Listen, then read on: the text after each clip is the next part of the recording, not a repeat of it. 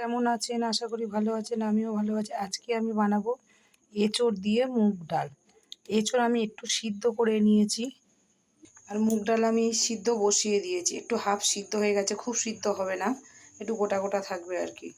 কড়া বসিয়ে দিয়েছি, কড়ার মধ্যে দেবো শুকনো লঙ্কা ফোড়ন আর সাদা জিরে ফোড়ন। দেবো একটু আদা বাটা।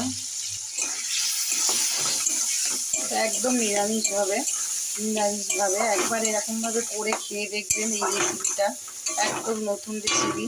আমি এর মধ্যে একটু হলুদের গুঁড়ো, জিরের গুঁড়ো আর ধনের গুঁড়ো দিয়ে দিয়েছি। দিয়ে মশলাটা ভালো করে একটু কষিয়ে নেবো।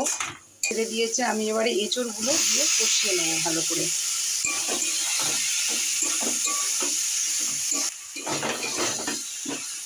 এটা কষানো হয়ে গেছে, এবারে আমি মুগ ডালটা দিয়ে দেবো। সিদ্ধ করা মুগ ডালটা এর মধ্যে দিয়ে দিলাম আমি।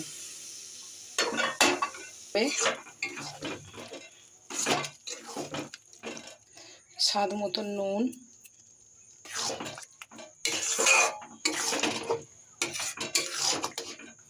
আমি এর মধ্যে একটু ঘি, গরম মশলা আর 1 চামচ মিষ্টি দিয়ে দিয়েছি এর মধ্যে।